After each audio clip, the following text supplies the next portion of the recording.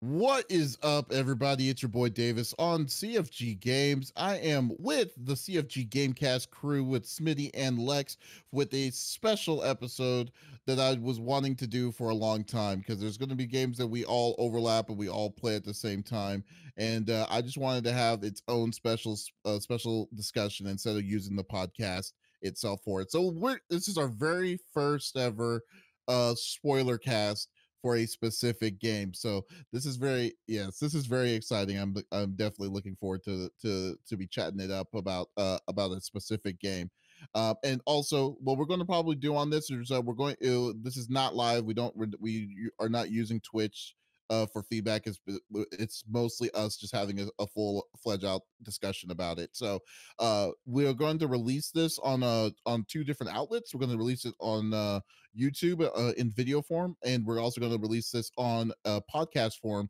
So you can definitely check it out. Released sometime this week on podcast services on Apple, Google Podcasts, Stitcher Radio, Podbean, iHeartRadio, whatever. And if it comes on, if it picks up, we'll probably do some more in the future, or maybe we can have one of someone's choice of like saying, hey, try this game, and maybe we all play it and stuff. But there's certain games that I will not play, like Oregon Trails. But still, but yeah, I know, right? Well, it is. Well, it still is because every year when I do Extra Life, there's always a person that says, "Hey, I'll give you this much money. I'll donate this much money for you to play Oregon Trails." And I'm like, okay, fine, let's just do it. So I do, and then it's always the same way. I die of typhoid, or I do something stupid in one of the stupid rivers, and then it's like, and half my people just die. That's what. So, yeah, wishbone. No, I'm good. Probably, I'm gonna make a list of games I'm not wanting to ever play again or wanting to play. But anyways, I digress. Let's get this going. We're going to be doing the spoiler cast of The Last of Us 2. We all played it. We all have our own specific opinions, so we just all come together in a nice package, and we're going to discuss it all together to see what our thoughts were about that game. So let us get down to it. So I believe the person that most recently played it finished it was Smitty, which was like, so it's pretty much fresh in his mind, right? It is, yeah. Right. And go ahead. No, oh yeah, and I believe Lex and I are 1 week removed. That's all I was gonna say. So, So overall, since Smitty's the one that the person that's most recent to it, he has it fresh in mind. I just kind of want to see. Like, I want to get his like immediate thoughts of the series of the game, or like his experience of the game. So upon finishing it, I don't know how I feel about the game.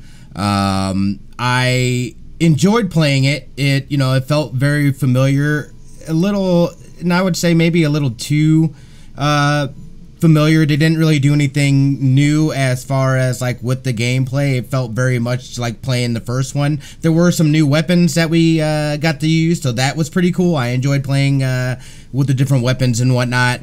Overall, though, I mean, a gorgeous, stunning game. However, the story did not. I think they kind of missed the mark as far as with the story. And again, the story was pretty solid. My biggest issue, I would say, with it is that I found myself actually disconnecting from Ellie, and I felt like Abby's story was way more compelling, and she went from this I hate Abby to, oh my gosh, this woman has been through so much and this and that. Like, I enjoyed her story arc way more than Ellie's. Ellie just seemed like she was pissed at the world. You know what I mean? And just all like, she just seemed like very one tone, I guess. It kind of felt to me, and I just felt like they fell short on her story. I kind of, getting to how it ends, the big climax of it, and the fight with Abby and whatnot, and she's sitting there. I really feel like like, for her, it was she has that flash of Joel dying, and it was just kind of like, like, what am I doing? I threw away everything that I had built up, for this one moment, and it's not even going to be satisfying. It's got to stop, and then she just stops, and tells her to get the hell out of there. Which was I felt like that was I liked the way that they went and took that. I felt like killing Abby and getting the revenge would have been it would have been the easy route to take. I feel like not only that, but we've also now through that story as players got to connect with this character Abby. I don't know how, however you feel about her, but I was way more empathetic towards her in that moment, being like, I remember at one point in time being Abby and we're going after Ellie, and I was like, I'm gonna kill her. I was like, I'm gonna kill Ellie. That's how it's going down, son. And you know what I mean? Like, I didn't want to kill either one of them, but I would have, like, I think I would have been okay with her killing I was like, there's no way Abby's not gonna kill her. I was like, she is Jack, man. Like, but it was interesting, and that for me was one of the biggest disappointments. And again, we all came to love Joel, but I know there's a lot of people that were upset about how how he got taken out and how he was killed, and they felt misled that he was a part of the game, but he very much was still a part of the game, but it very much just turned into, yeah, exactly. It just turned into, to me, a revenge story. Obviously, knowing the end, it ended up being, but we gotta think, she killed a bunch of people too along the way, so she was getting some revenge. She just didn't get Abby took out her, like, basically her whole crew that she rolled with, and it was like, I'm sorry, not Abby. Ellie took out the crew that she completely rolled with in less than 3 freaking days, which is scary to me. I was just exactly. Like, yeah. So but like, yeah, I see what you're saying, but I'm sorry, I cut you off. No, you're fine. I just want to say, and for me, I would give it a 7 out of 10. Again, I love it. If you've played the series, I absolutely think it's worth playing. I'm sure we're gonna get into. There's been some chitter chatter about the game and some of the themes and some of the things that happened within the game. But overall, I really enjoyed it. I had a lot of fun playing it. A lot of times I was playing it like after midnight, so I played till like 3 a.m. or something, so I get a few hours in here or there. But every time it was nice and easy to be able to jump back in. I kind of hated the hint system. I felt like that was a little obnoxious. It's like cool after a while, but like it'll keep spamming you, even though it's like, look, dude, I'm searching around looking for cards or scavenging or whatever. It's like, leave me alone, dude. Like, I know where I need to go. But I enjoyed the game. I enjoyed it. Yeah, there was that hint system kind of threw me off guard a little bit too, because I know there's, how there's those parts where it's like says press L3 to look at what you're look at the boat in the distance, and then it's like, oh, then hint, but then they use the same sound effect for both of them. So sometimes I'm like, I know where to go. Why are you telling me to go this way? I was like, I like to hunt everything down just to make sure I don't miss anything. And it's like, oh, was I here too long? So now the game thinks I'm lost. It's like, no, yeah, you're right. That system kind of got a little obnoxious, but yeah, okay, that's a good that was a good one. And Lex, I know you have a lot of feelings on this too. So what are your thoughts of The Last of Us Part 2?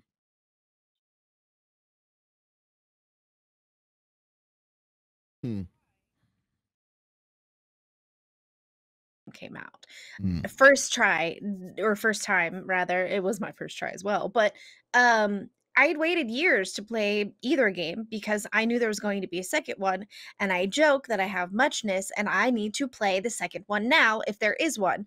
So I knew that if I played this years ago, and I'm glad, because back then, like, I was having brain surgeries, I probably wouldn't remember it because there's books that I've read that I don't remember reading. So in that case, Joel getting taken out for me was the epiphany of Abby must die.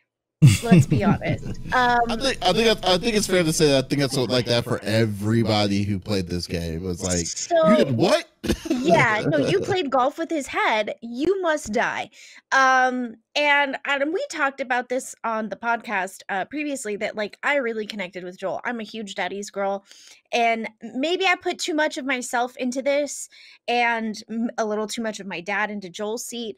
But I was really connected. And so for me, the whole like you guys losing a bit of Ellie in this, to me, I feel like I didn't lose Ellie at all. Like Ellie is fresh in my mind. That story's fresh.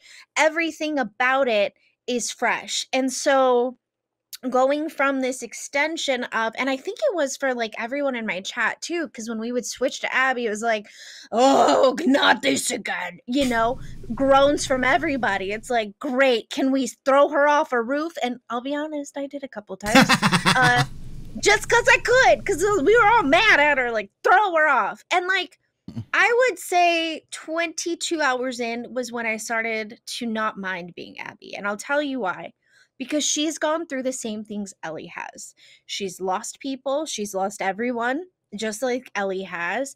Whether you want to admit that or not, to if whoever you are most connected to, both girls have lost everything. They've lost everyone. And when it boils down to it, it is a revenge story. It absolutely is. But I think at the end of it, the message that it sings is so loud and clear that it doesn't, getting revenge isn't going to take away that pain. It isn't going to make you feel better.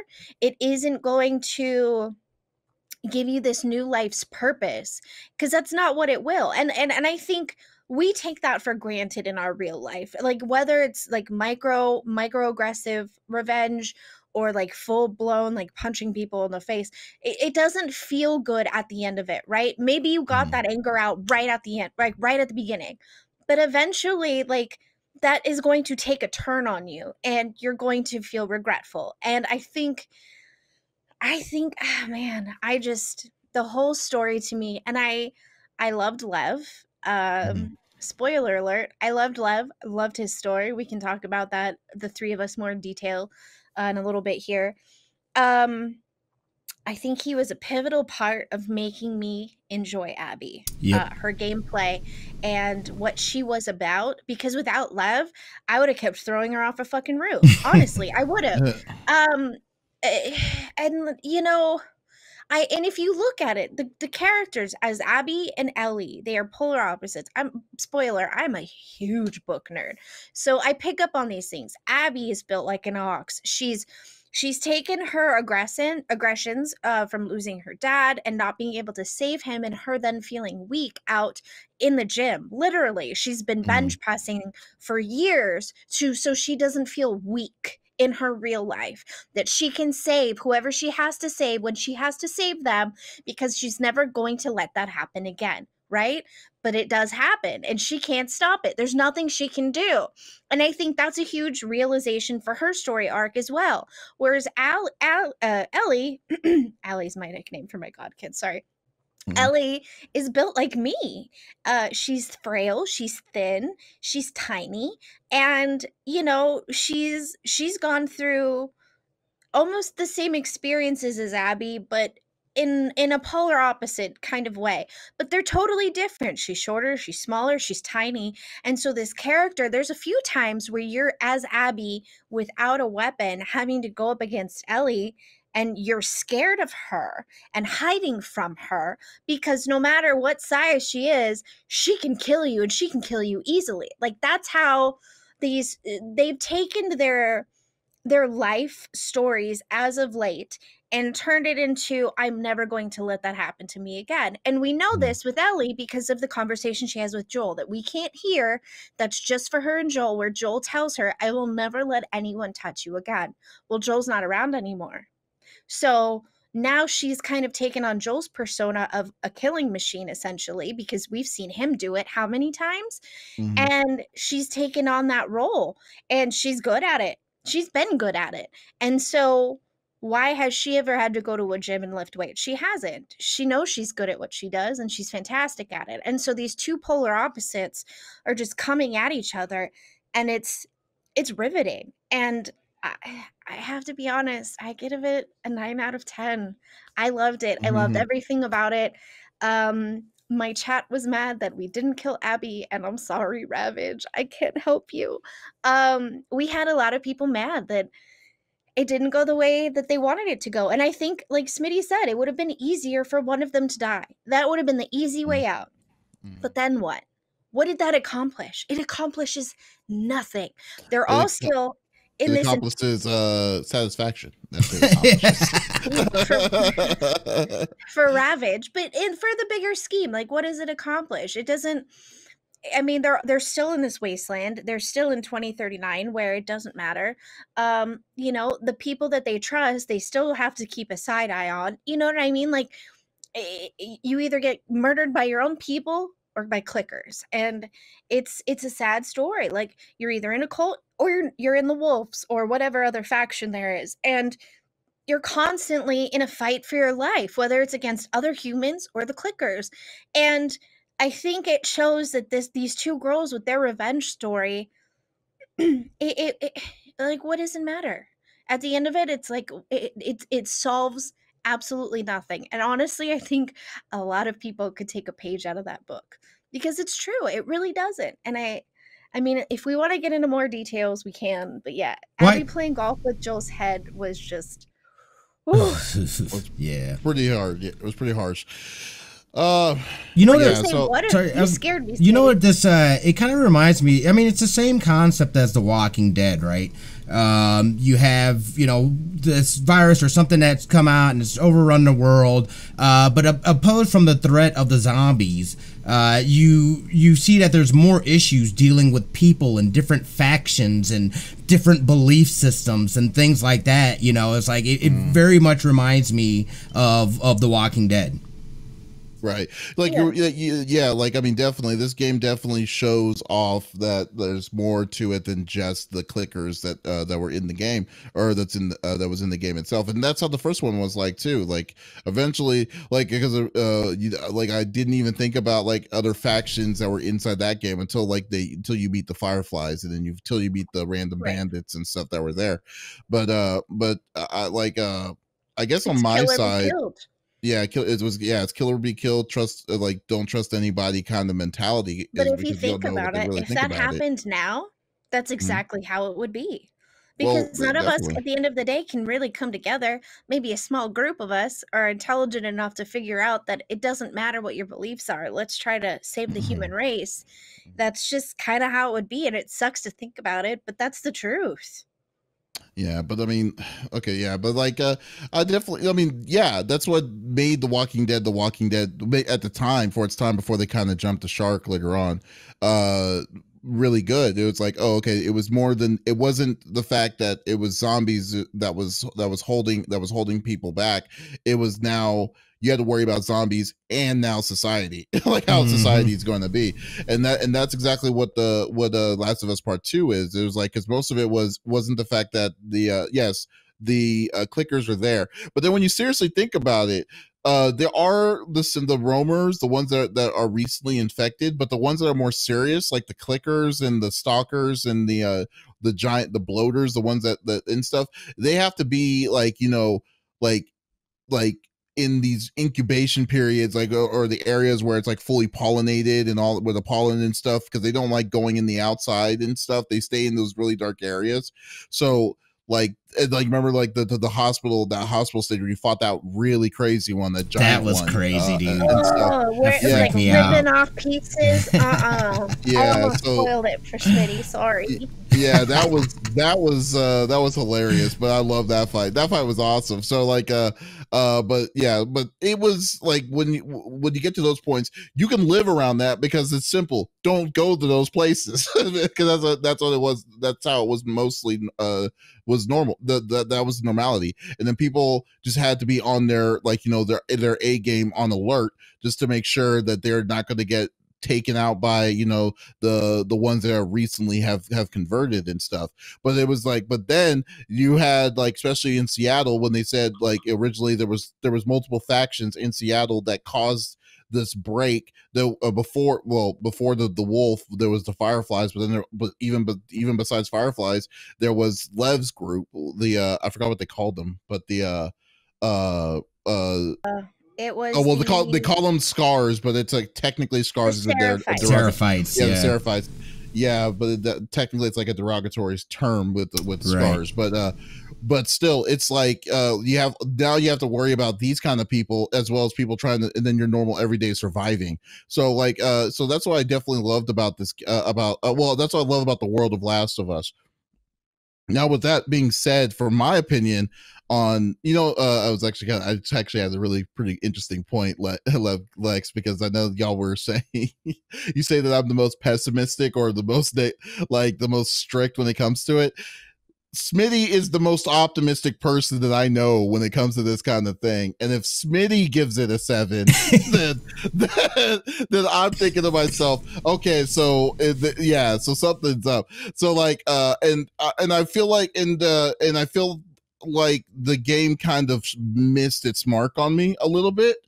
I will say that the game is like, I mean, you can't get away the fact that this game is gorgeous, especially if you have a 4K TV running at 60 frames per second and stuff like that. This game was beautiful when it comes to with this stuff, and like I definitely appreciated that. And but like they also, like, the one thing I really liked too was, like, I think this is the biggest for the game. I think this is the most progressive that a game has ever been, was the accessibility options.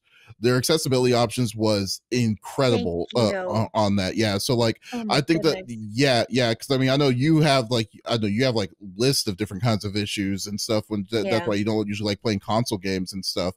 And but like literally and I have a friend that works at Naughty Dog, and he said specifically that they engineered this game to be possible to play this game if you were completely blind. And I was like, that is insane to say. And then literally there was they break it down. It was like there's a blindness, there's deafness, and there's motor skills. So even if you can't use your motor skills very well, there's a way to still play this game, which allows it for everyone to play this game. So they definitely did it. I give them an A+ on that kind of stuff, because like now more than ever, I'm really glad that they're putting this into account in gaming and stuff. But now, as for the mechanics of the systems, like I think proning that they added to the game was was a really good move on them. That was one thing that they added, but that one didn't have. So there was a lot of good situations where you were able proning. Yeah, but basically you're laying down and you're crawling. That was stuff. Huge, yeah. So that, I think just adding that small mechanic, it was really fun. That was really good to do towards it. But like, I mean, they did everything right. Gameplay was still a little bit, it wasn't like the best thing since sliced bread, but it was still very solid. And I definitely and I think it was very solid for what they were trying to do for the battle system wise and stuff. Sometimes even the sound effects were really kind of creepy to me. The sound design was great. The sound design is fantastic. Oh my god! Like I was just thinking to myself, I'm like, man, it's like because because my mentality when I play these games, I don't like shooting because I don't like I'm always paranoid that someone's going to come from the outside. So I always use melee of some sort. So like the number one weapon that I had was Ellie's switchblade, because she's gotten so many took out so many people with that blade. But then you hear them bleed, and you hear them like totally drown in their own blood, and they're all like, whoa. And it's like, oh my god, it's very disturbing. So all these are so good, everything was good. So when I played it, I was going through the process of it. Ellie's side, I mean, like you were saying, the whole situation when Joel died, I was like, okay, cool. So basically this is going to be a revenge game. This was going to be Ellie going to go back to Seattle, hunt those people down, and take them out, and then do their own thing and stuff. I think like when that with all that happening, with all that when that all happened, I was like, okay, this is really cool. This was fun. The exploration. Then even God, I hated Dina, but even like all the stuff that's happening, I was like, this was actually a fun experience to go to. Then it gets to that point. They decided to say, okay, let's go on Abby's side of the story, and that's where it lost me. Particularly, it wasn't because I didn't get it. I just didn't think it didn't make sense to me on why they were wanting to push push the character of what Abby was, because at this point, the for me saying like you killed Joel, I was like, this makes sense. I was like, okay, you're what's her name wanting to do this. Now the problem is, I feel that when they said, okay, here's Abby's sides of Abby's side of the revenge plot, of the revenge story, and see where she comes from, is that she has an uphill battle for you to care for her. Like, and then and it's a really steep uphill battle for you to care. So like so when you, because like this is a really cool comparison to me. You remember when Glenn died because of Negan in last in The Walking Dead? Okay, so I don't think you care. Okay, so I've when never Glenn seen it. Okay, so in the comic books and stuff like that, Glenn was like a person that was one of the original group people that was like a really big piece of the deal. So I know. Okay, yeah. So okay, yeah. So Negan. So the first introduction of Negan was them meeting his group, and he kills Glenn as a like as an example if these people don't mess with you. And then so Glenn was one of those people who was like, wow, he's been there forever, and it sucks and stuff. It was very graphic when they did it in the TV show, and boom, there you go. But then now you're going to be like, in your mind, even by default, Negan is a dick. Like Negan is, what doesn't matter what Negan does. He could save all the kids from a burning orphanage and do all this different kinds of stuff on it. But the fact that you killed Glenn, a person that everyone knows and everyone has come across, that's not going to be enough to justify this kind of thing. And I kind of poured that to kind of like with Abby. Yes, Abby has a reasonable reason on getting revenge back on with Ellie, or getting back with Joel, which she accomplished and stuff. But then at the same time, it's like okay, Joel was like, you understood Joel because you went through a 15-hour trek in The Last of Us 1 trying to figure all this stuff out, and now this person that you just met in 2 has that vendetta that you just recognized. And then on top of that, like, they wanting to say, that they're trying to make her more humane. The reason why she became more humane was because of Lev. And if Lev was not in there, then you like, could you imagine? You would probably have been like, why are we playing this game? Mm-hmm. I would have been like that would have been like, okay, I hate Abby 100%. Since Lev was in the game, I hate Abby 85%. I don't care. It still doesn't justify the whole thing that they went through just because Lev was in the story. It made her, they kind of made her more humane on what she wanting, that she wants to be a good person and stuff. But right. It's not enough for me to be like, okay, this is like, you went through a lot of crap even on Abby's side just to deal with it. So I was like, no, like, they tried a lot. They tried so hard for people to convince you that, yeah, there's two sides of the coin. And I felt that like, even with the writing on Abby, I don't think that they did it really good enough of a job to be like, okay, I understand that I know what y'all's moral is basically like saying the circle of hate, the circle of killing is never going to end until someone finally just stops and then just let it be. But like, the way they did it, and then plus the process of getting to that point, really kind of irritated me. Because like, there's one of the other things that really kind of irks me are when they use flashbacks as progressiveness in stories, in story modes. And I do understand that there are certain parts where that you would want to do it, but they did a total of 8 different flashbacks on the, even like they did 3 for Ellie, and they did 5 for Abby. 4 for Ellie, and then they did 4 for Abby itself. And then one of those flashbacks was a turn of events that was happening on Abby's side that went into another flashback that went into another flashback about the relationship between her and Owen.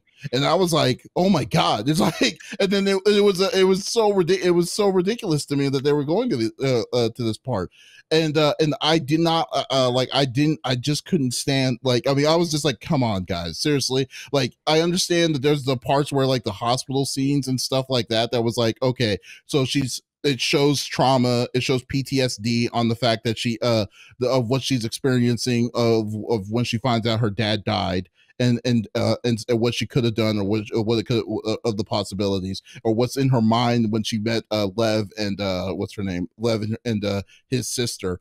But like, man, like sometimes some of those strains were a little bit longer than they should have been, or they should not have done it at all, because like, or they should have just done it as like a they could have changed it as a what's it called, shorter version of an FMV, because like once I was doing them, I was like, I really don't care about your relationship, Owen. I really don't care between you and Owen. Like, I understand that you definitely digged her. You made your pass in the first one, understandable. Then it's like you didn't need to do another flashback 6 months. Hold on, did I just stop it? Oh, hold on, god damn it. Uh-oh, you moved my thingy. I stopped it. Is there a way I can continue the did I unpause the Zencaster, or keep on recording along the other one, the same one? Wait, what? Really? Yeah, you should He accidentally uploaded my wave file. Yeah, it's doing it. It might start a new session or something. I can't remember exactly. It does like a recording is finished, or does like a second segment or some shit. Shit. Okay, well, I guess we'll wait till it goes down. All of your tracks have finished uploading. Okay, got it.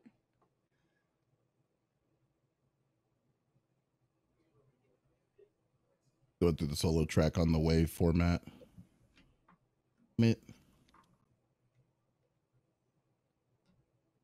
I hit the enter button by accident, and it just like said, okay. Oh, no. While you do that, I'm gonna refill my coffee real quick. Upload the other two just in case. Yeah, that's automatically there. There's point that I wanna. Oh, okay. Is he wearing jingle bells? That was a lot of bells I heard. Does he have like wraps? Does he wrapped his ankles in jingle bells? Yeah, he needs to know where he is at all times. Right. I thought you had Jinko. I thought you said Jinko, and I'm like, oh my god, no. Jinko. Oh no! Microphone, stop it! What is wrong with you?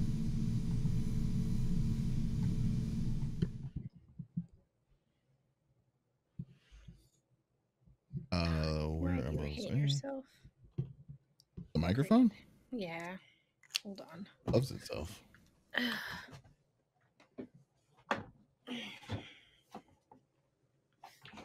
Oh, I have to be careful standing up. It rips my skin off my phone.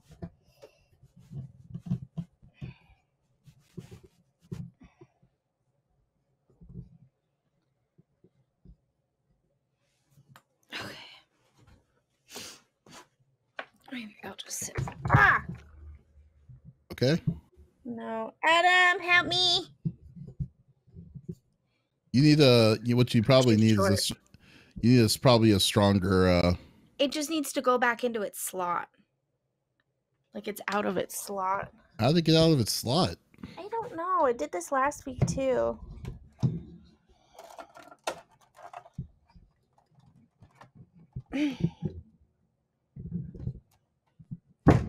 Oh, see, there we go. In it goes. Okay. Yeah, it slips out because I move it. It's fine now. Weird. Yeah. Oh, like the clamp or the arm itself goes out of the slot? The arm comes out of the slot a little bit, and so when I move it, then it starts to like... It's okay. I fixed it. Did it? Interesting. Because I want to put my little leggy out. Okay. Did you have to send a new thing, or? Yeah, I probably had to send a new thing. Oh, wait. I may not need to. Let me make sure.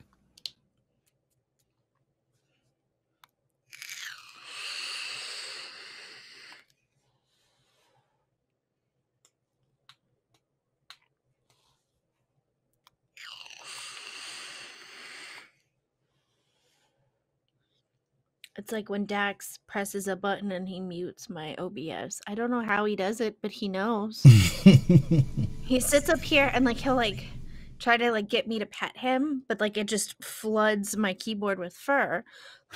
So like I'll pet him, but it's not where he wants. He wants under his chin. So then he'll like reach out, like he's reaching for me, and then he'll just touch a bunch of keys on my keyboard. It's like I'm not touching you, ha ha ha ha ha ha ha, and I'm like, stop. Exactly. And then everyone's like, shit, she's muted, yelling at the cat. Right. I'm gonna start recording again. Mm-hmm.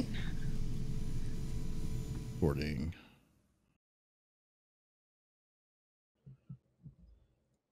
That's where my mic was. I've got my notes. Oh, cool. Okay. Lex, say something. Yes. Hello. Smitty, say something. Check, check, check. 1, 2. Okay, cool. Work. Okay, so apparently, yeah, I can do an additional add-on to the same within the same session. So, perfect. Okay, here we go.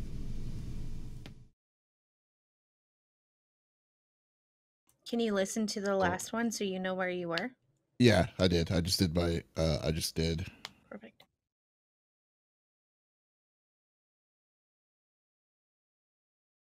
Let's start recording now. Okay, starting recording now. Okay, this is the second part of the recording. Just want to put this as a place marker for me. All right. Yeah. Okay.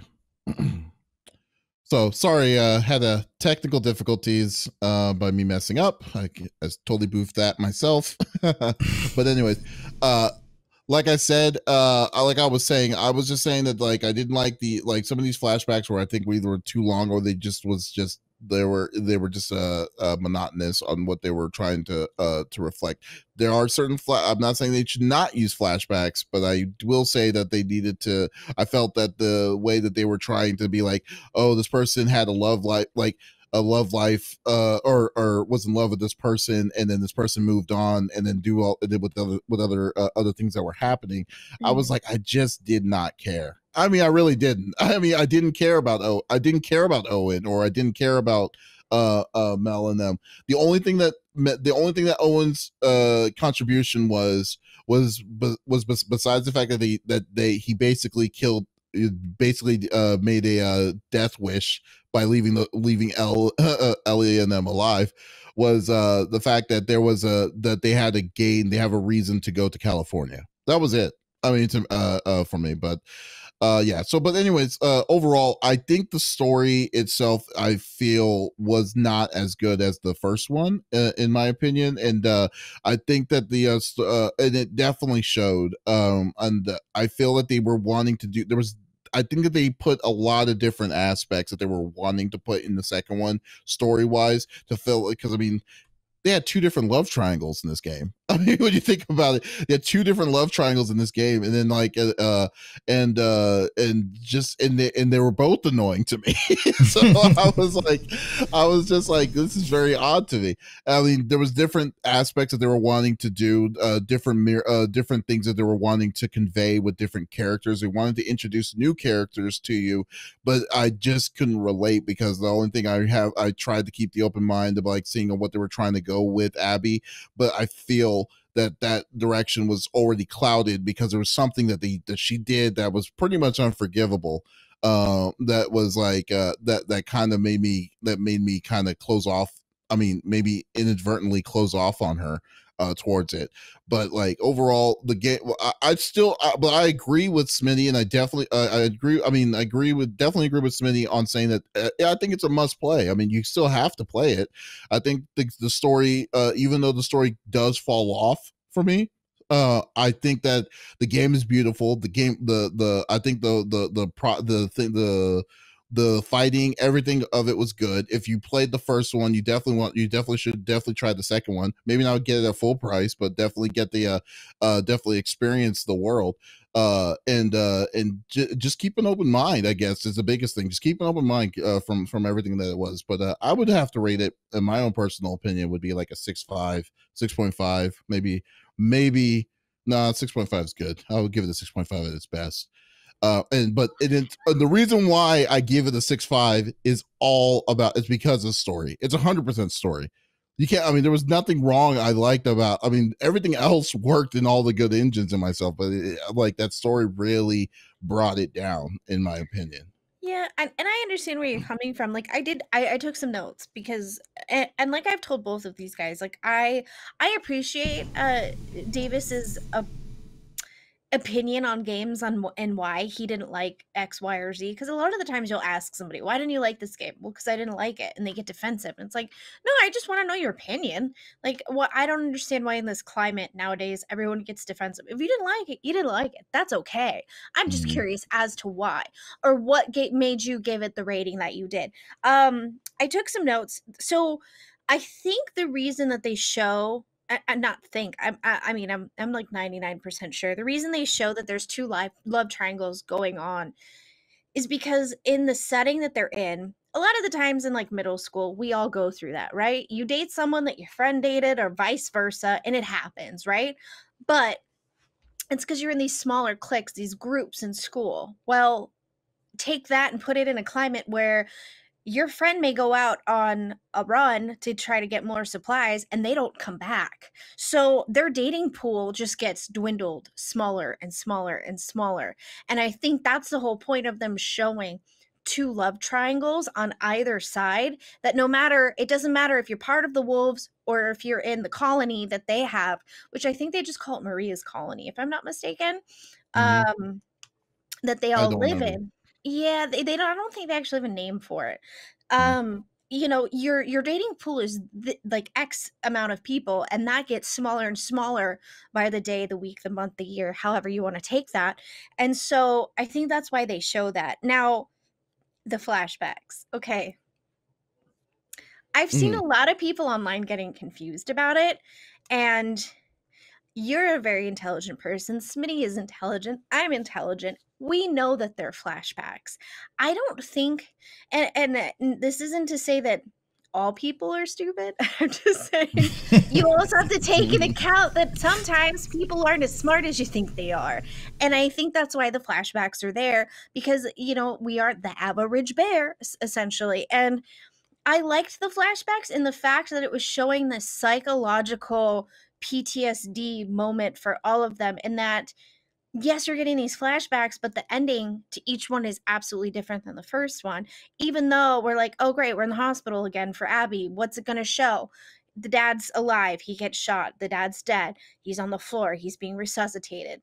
You know what I mean? Like it's these moments that I think are pivotal in each character, and that's why it's showing it. Because I don't think if they set it up the way that they did, that a lot of people would have been able to follow along or understand right away off the bat, yes, this is a flashback, this is what's happening, and then this is why we're seeing this. You know what I mean?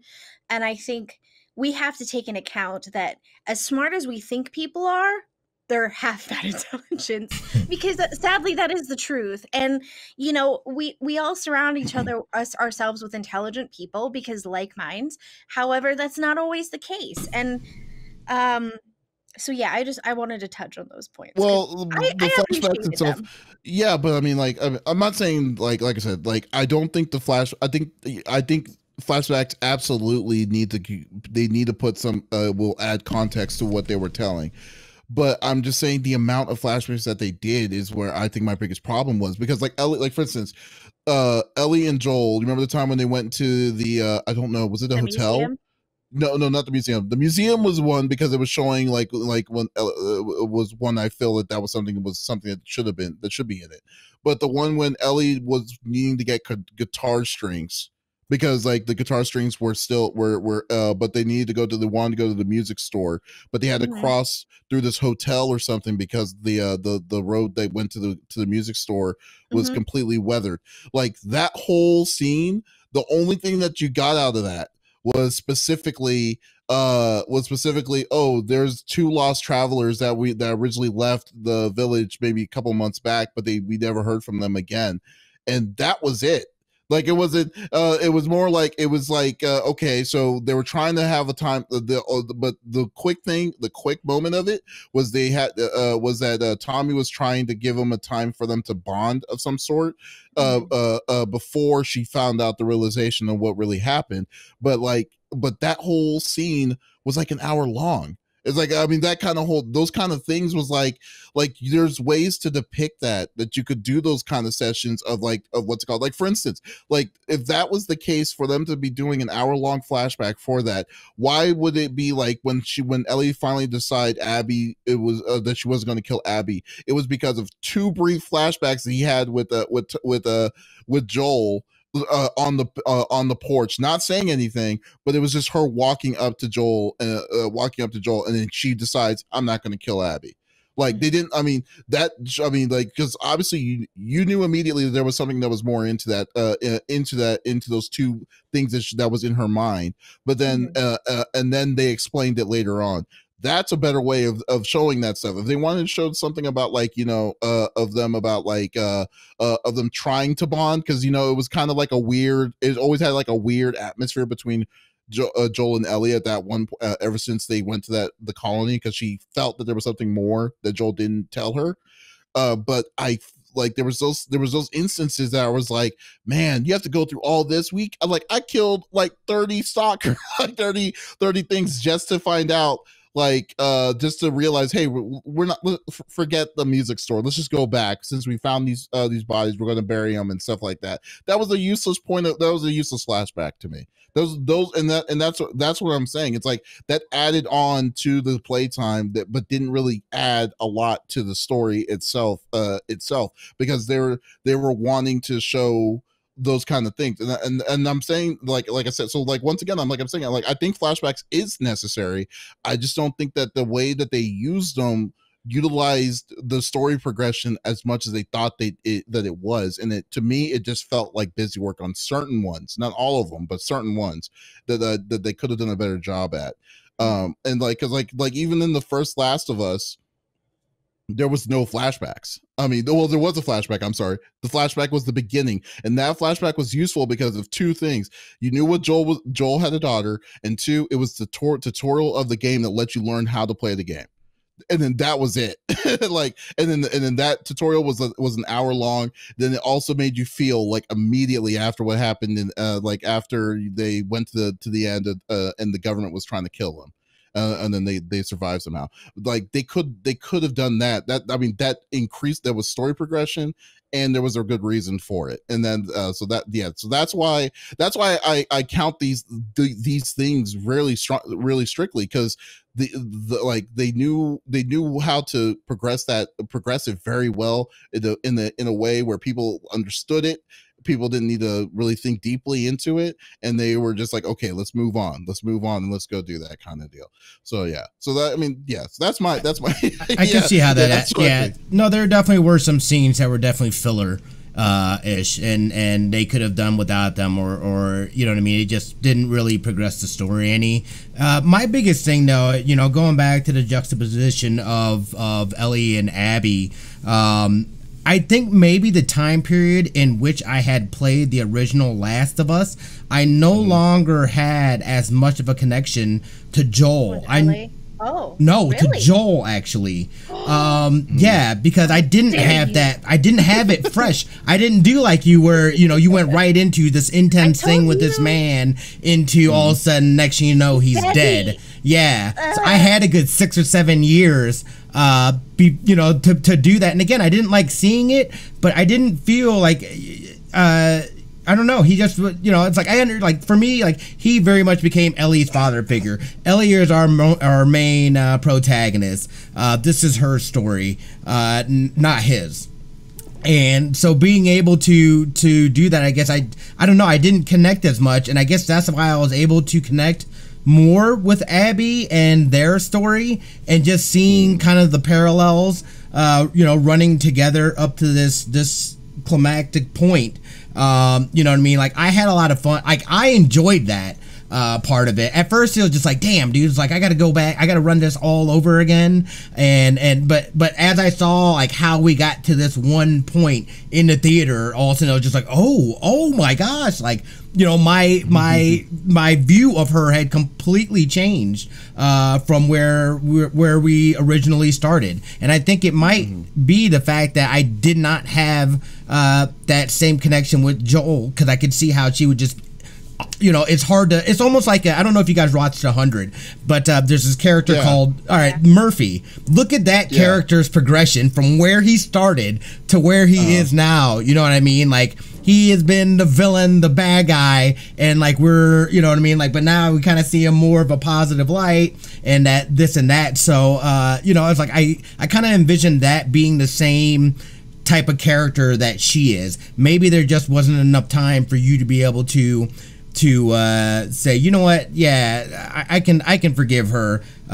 You know, you know, and I still kind of feel weird about it. I still feel kind of weird about it, but the fact that Ellie can move on, you know, me and you know how I feel about this character, maybe I can too. And you know, I'm curious, not to mention, and I don't know what their plans are after this. I feel like too that maybe they have a bigger universe and a bigger story that they're actually telling, and this is just a subsection of that bigger story. I would love for that to be the case.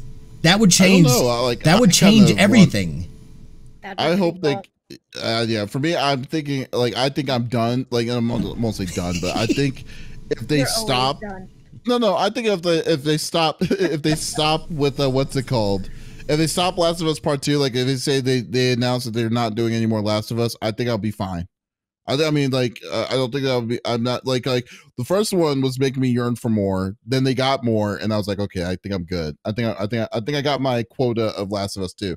If they make a 3, yeah, I mean, I can play. I'll play it, but it's not going to be like the hype I had between from 1 to 2. I would say because like I really feel that they're not going to be like. Because they like Ellie's in Wyoming or wherever, or Wyoming and Oregon, and Abby's now in like somewhere specifically in California to be a part of the Fireflies. So unless the Fireflies become like a big threat again or whatever, or they find another cure or whatnot, but still, Ellie's still out there. Yeah, and Ellie's just randomly out there now with 2 fingers missing. I know. Yeah. So it's just like. You know, I mean, it'll be like, yeah, I'll be like, you know what? I won't be sad if they don't make another one, and I think I'm already fulfilled because with this one kind of disappointed me. So like, I would say that it like that now I'm at a point where it's like if they make a third one, my hype of this is going to be like normal. I'll be like, okay, the game came out, you know. So for it. That's a filthy lie. That is a filthy lie. He'll get all hyped up about it. We all like to pretend like we wouldn't get hyped up. I will absolutely get hyped up. There's absolutely going to be a third to this because I do think that there's a bigger story that they can tell with this and just how it ends and whatnot. You know what I mean? Like I think there's a lot that they can explore as far as with this game. Again, this very much is one of those series where I feel like they'll kill off a major character as we saw, and you know, all of a sudden things will start progressing in a different way, and there's always resistance when people do that. You see it in TV shows and things like that too, but I think it's absolutely brilliant to be able to do that because you never know what can happen, and there's nothing more thrilling than playing something or watching something where one day you're a person, because it just emotionally destroys you or it emotionally does something to you, and I think it's such a powerful thing to do. Exactly. Yeah. That's the point. I mean, what's the point of watching something or playing something if you never feel anything? Right. There's none. And I think that like it touches upon a bigger picture of, well, maybe it's restoring a little bit of our humanity with it because we're so desensitized with what we see and what we hear in our own media and our normal day to day that I think that it kind of restores a little bit of our humanity every time something like that happens. And I think now, if I had to say which one I liked better, I did enjoy the first one better because I liked that bond between Joel and Ellie. That's just me personally. Did I think that made the second game any less? No, it's just a very different storyline. And I enjoyed it. I mean, it was funny to watch everyone else's reaction in chat. Like I said, every time we switched to Abby, everyone lost it. They freaking lost it. And I think it's because the first game was so fresh in their minds. And it took me a while. Like I said, it took me hours. I mean, 20 plus hours to learn to love Abby. And I did eventually. And no matter which way you spin it, everyone in this universe and this storyline has such, God, it's just what they go through is so traumatic. Everything. And we've discussed this with the other character as well, Lev. Oh yeah. That I mean, if we want to discuss it, Mhm. I mean, unpopular opinion, I don't think Lev was dead named. I Yeah. don't. Mhm.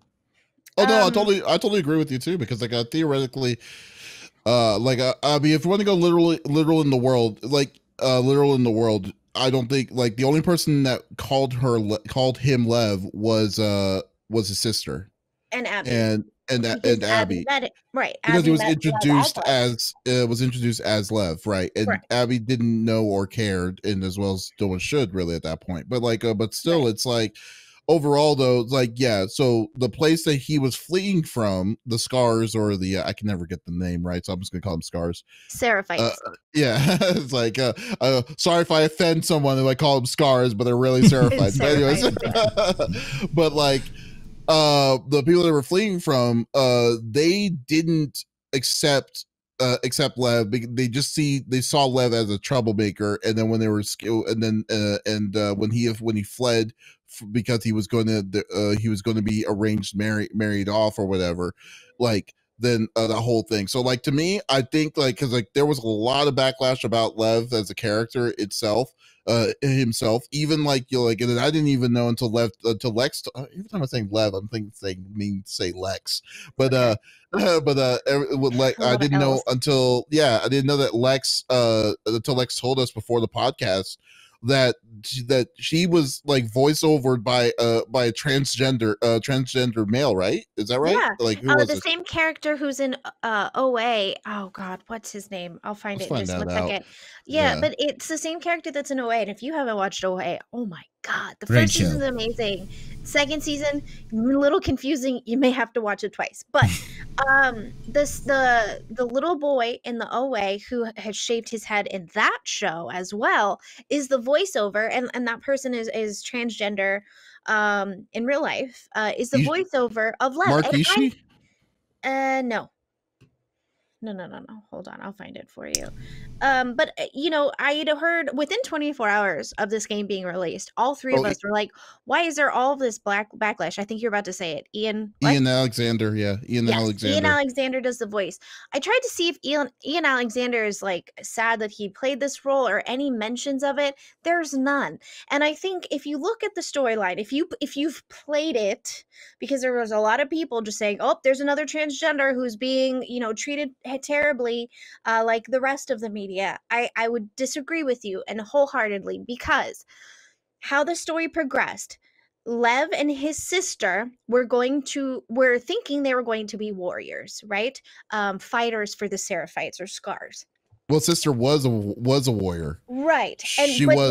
Lev assumed that he would as well. Well, Uh, when it came time to it, Lev's sister was indeed a warrior, and it turns out Lev was going to be married off to an elder, which means baby town, USA, whatever you want to say it. This mm, poor child was going to get it, and not in the way that he wanted it, because he doesn't identify as a female.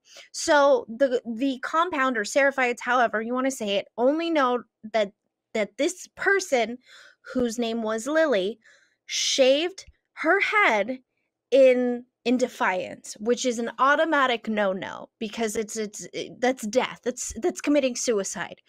They don't know that Lily is not Lily. Lily is Lev, has been identifying not as female, only his sister knows. All of the Seraphites know is that this child has shaved its head and is now fleeing because it doesn't want us to kill it. Right? That's all the Seraphites know. And so when you're playing, you hear Lily or acolyte, which is not a good word either. It's basically like defiant one. So yes, they're saying this child's name angrily because it ran away and defied what it was supposed to do, which was to be married off and have babies for this elder, the way right? you're saying it sounds a little disturbing when you're saying it. Well, It should be like him. her. I mean, he's transgender. So Mhm, to say they were going to be married off. My apologies. I'm not trying to misgender anything. I'm just trying to get the point across. The mhm. Seraphites do not know that Lev identifies as male. They don't know. They don't know that Lev has even changed his name and that Lily is now a dead name. So to say that you haven't played it, you haven't experienced it for yourself, and to just write this game off with less than 24 hours of it being out, because it wasn't until 21, 22 hours in that you even meet this character, to say that you're not going to play it because they dead named this character, I would say you're missing out. You are horribly missing out. If you liked the first game, you are missing out. And you're getting the story wrong. And to say that they only put this character in to traumatize it, to create this trauma, I would disagree with you there too, because everyone's going through trauma. They're either being killed by other humans or by clickers. That's what this game is. This game is trauma at its core, and you are there to live it out through the eyes of the character, through their point of view. And I think a lot of people they jump to the gun. Oh, another transgender being misplayed and mistreated. Everyone's being mistreated. Everyone. Yeah. This poor child was going to be given to an elder at what, 12, not even 13, to be basically a sex slave for this elder to have its babies and for them to do whatever they want with this poor child. How horrendous is that? Right? This is going back into olden days. And this is 2039. Yes, the apocalypse has basically happened and you're living in this world, but I'm going to have to say it, unpopular opinion, they did not dead name Lev. So Yeah. Well, I mean, I think theoretically, in my opinion, I mean, like, those I are would the be on the series same of boat on it events. too. I mean, I like theoretically on what went down and like how it went down. Yeah, I mean, I really think that they made Lev a really good character personally on the way they switched it. Yes. Especially with the time that you had with them, especially how late that they also introduced him and Yara. To it, and then I mean, because they literally added another side story into the story, the story jam-packed story, and it's like, it showed the side of the acolyte, not the acolytes, well, scholars, yeah. I will never get that. But yeah. Pretty much, yeah. So like, when I heard all of this, I'm just thinking to myself, I'm like, okay, so this is what's going down. And then when I finally hit that part, because that was the only part that I knew that I was going to be that I knew that was coming, but I just didn't know how it was going to come. Right. So yeah, or when. So like, so when it finally did, I was like, oh, okay. So they did that. So they weren't doing it on an insulting way. It was more like on the fact that they didn't know at all. Like this is what's going down, because he obviously didn't give that information out to anybody on like, oh, this is what I want you to do. The reason why he left, the reason why he escaped, was he probably didn't tell anybody except his sister. Sister understood finally, because the sister also didn't accept him for a bit until she finally was like, okay, I see what you're trying to do. I understand what you're wanting to do. I'll help you, and we'll both run far away from this place and from this cult, essentially. So yeah. So I mean, yeah. I think I'm on the same plan. Based on that, I think that was yeah. So I definitely agree. I definitely agree with you, Lex, on that. Yeah, within the context of the story, again, too, you got to think that these people are living this old world type of lifestyle. So, you know what I mean? Even the concept of somebody being trans, I don't know that they, again, it would take somebody a while to even be able to get on that level. Like, I think I understand what you're saying. The Seraphites had no clue. You're right. This was the bride to be that went and was defiant, and now the punishment is death. But I think it would be, again, if there wasn't some sort of, something like this, this is something that happens in real world, not to that extreme, but in real world situations now. I feel like it would be disingenuous to say that you have this character and something like that, again, is an issue. But I don't think that was the point of that. Within the context, again, these were people that didn't know or probably don't even understand what that concept is, and which is, I mean, even within that, you have like, what the hell are they doing marrying off 12, 13-year-olds, within this religion, so yeah, I didn't go ahead.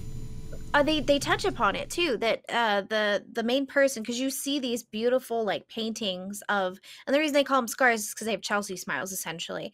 Mhm. You see, the person in her prophecies or her book or whatever that she wrote in, there's no violence. That's not what they were about. And once this person died, everything about the religion got twisted and tainted and all of this, right?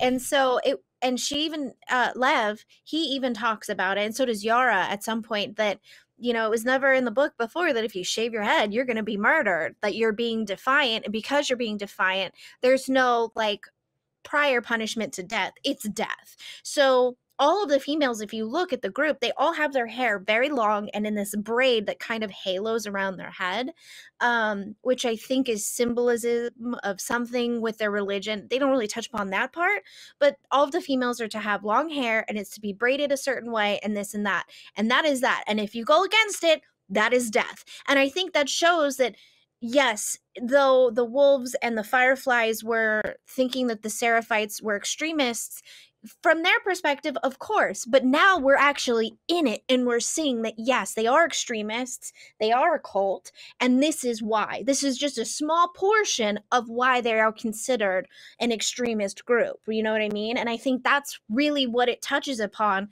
Not that they're trying to purposefully dead name this character who has come out as trans and is male and feels trapped in his body. No, it's them seeing that he shaved his head because he's being defiant, and this is the process of that after. You know what I mean? No, most definitely. I definitely understand. That's crazy. But yeah, I mean, but like overall, like I'm definitely thinking like I think we kind of are on the same kind of tone with The Last of Us too. I think Lex, if anyone, it definitely rang the pretty big, the strongest tone of it. But Yeah. yeah, From the but female perspective, I think it rang a little louder for me. yeah. Well, even Which it's a makes female sense. perspective. I just think that like I mean, I liked Ellie. I mean, I liked Ellie. I really did. I think it's for me personally. I think it's just Abby's line and the little bit of the small weird aspects of it just didn't click with me as much. That I wish I did. I kind of felt like it was mostly a lot of different kinds of busy work that I when I was tried going through so hard Abby's to hate desk. Abby. I did. I really did. I Work- tried the- See, so that to hard. me was the saving grace, was the Abby part. So yeah, that to me was like, that was I felt like Ellie was kind of one tone, and you had all this depth with Abby. But I think that's what the flashbacks for Ellie were that she didn't just have this one tone, and this the Abby or the Ellie that we're seeing now wasn't always this Ellie. That she did, it took all of these things for her to get to this certain She was in point. rampage You know what I mean? mode, Ellie. Dude, Like, she was, and she I was do in not rampage blame Ellie her mode. because that's how I get too when I get hyped. I'm just My let's God. go. I'm in a mission. Let's go. I don't murder people, by the way. I'm just putting that out there. But you know what I mean? When you think about it, it's like, man, it's like you just think about like it only took Ellie 3 days to take out all the fools that were in that room except for one person. It's just like, oh my gosh, that's terrifying. Yeah. That is terrifying. Very much so. It's like, wait, like she's like, Don't it's cross me. yeah. I just hated Dina so much. I tried to, me Dina was really too. irritating me.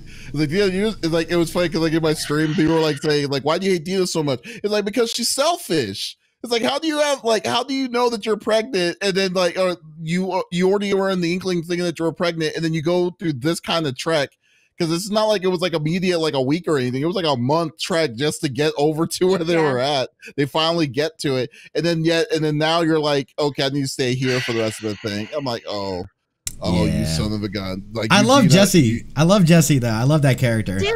Yeah, I did. I know. I felt so bad. I was like, damn, Jesse, no. I screamed. I threw the controller and I got up so quick. I ripped, because I was wearing shorts that night. I ripped the skin off my thighs with this leather chair. I was like, God damn it. Oh, dang. And Shimmer. Why the horse? Why are you always, can I zoom in? Why are you always killing my horse? Shimmer, that was really crazy too. And then, but it was actually nice when you saw like Tommy come back. You're like, Tommy survived. Yeah, I was like, how the hell? What? I know. I was like, holy shit, dude. Yeah. I was like, did y'all not? Joel and Nick is still around. For the last like 2 hours, were you not like, oh, this is the ending? And then Oh God, yeah. And you're like, oh, now this is the ending. Oh no, it's not. Now this The is only the ending. yeah, Oh my the only other God. game that did that for me that was making me so annoyed was Metal Gear Solid 4. That because like I was just like, oh, okay, is this over yet? It's like, oh, okay, cool. Nope. Okay, this has to be it, right? Nope, more Nope. more But cinema. wait, there's Okay, more. let's go. Yeah, But I exactly. liked it. So I it was lived so for it. funny. It made me happy. Oh, Like me too. they totally she took out another group of people in a different state I know. just to get these two people. I'm like, my gosh, dude, like your kill count's worse than Joel now at this point. Mm-hmm. You know? That's worse. Oh boy, yeah. All right, so like, yeah, that was cool. So like I'd say, so we pretty much give it all a thumbs up, right? I mean, Yeah. Absolutely, like, yeah. I would It's a say. must play. I mean, Worth the play.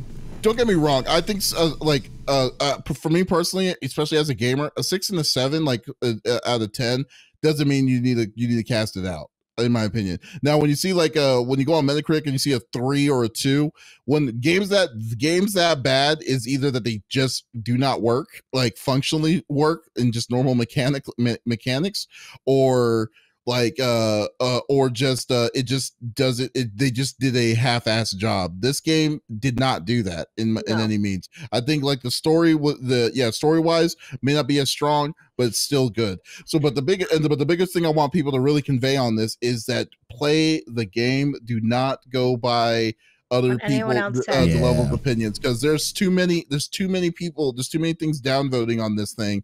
I mean, don't get me wrong, it definitely got its sales, because I think in the first week it got 4 million copies sold, but like still, like play the game. I mean, like I think that you will you'll have a different opinion of what you think this game is. Don't write the game off. I think Mhm. that in the most part is something that that should be said about this game, Absolutely. if anything. So but yeah, so like I said, we're definitely gonna update this special spoiler cast here on our on the CFG channel on our YouTube, and we're also going to put it on our website, confreaksandgeeks.com, and we'll have it set for our for podcast services as well. So definitely check us out, and thank you for stopping by. Thank you for listening to a group of gamers just giving their opinions on this game. Nerding out. Yes, and if you have, if y'all have any kind of options, or what y'all think we should also kind of do a spoiler cast on, please let us know in the comments below.